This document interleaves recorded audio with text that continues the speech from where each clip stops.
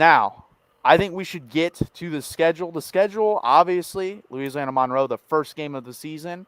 I think we should win that game. I think we should win it convincingly. We played a better team last year with Louisiana, the Raging Cajuns, and we won that game pretty easily, controlled it for most of the game. So I think we should win that game. Like I said, treat it as a glorified scrimmage because you know who we have coming in week 2, and we know that's not going to be fun.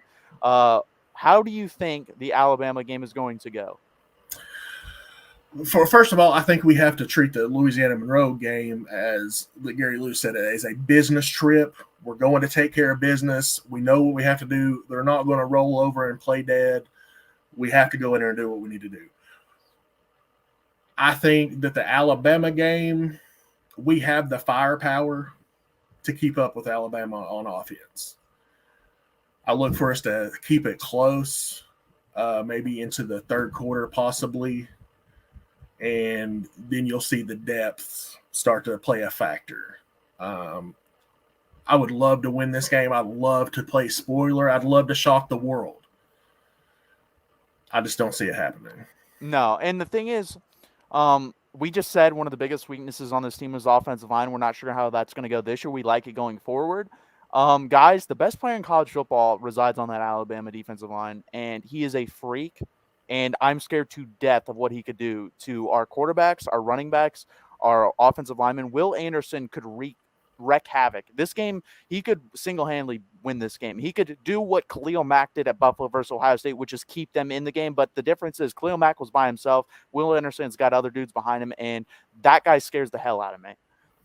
And on the other side, Dallas Turner, man, he is no slouch. You got two guys come screaming off the edge, pass rushing.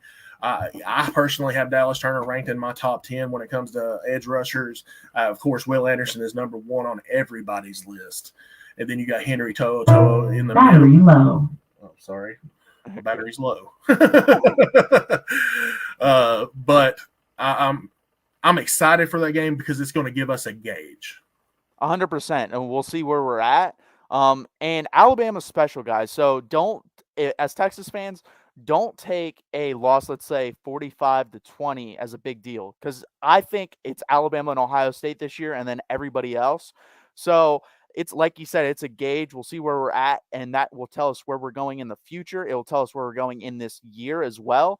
And there's no team on our schedule that could hold a candle to Alabama going forward after that. So we'll see what happens. And it would be awesome to win this game, but there's also a side of me where Texas has not handled good things happening to the program throughout the past 10 to 15 years. Like, they usually will do something good and be like, oh, we're on the right path, and then immediately bang, crash and burn. So that, it may not be the worst thing to get absolutely demolished here in this game. I'm not going to take too much away from it. Like I said, it's the second game of the season. It'd be nice to win. It'd be nice to take them deep into the fourth quarter and see what happens. But it is Quinn Ewer's second game. It's Steve Sarkisian's second game of his second year. I'm not going to take a lot from this game, to be honest with you. Like I said, Alabama is either the best or second best team this year. I think you basically pencil them in Ohio State into the playoffs. So we'll see what happens.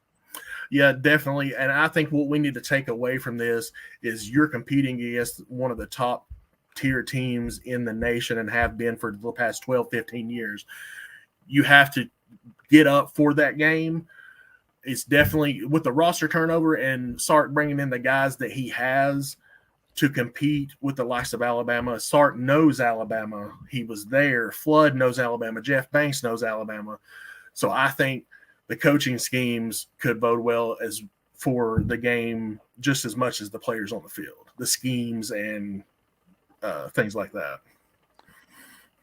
Kill Minded Music. Don't bring up that game. That game still hurts to think about. That game was 24-21 with Garrett Gilbert playing absolutely horrendous. I'll never forget that fumble heading in before halftime and getting taken back by Marcel Darius.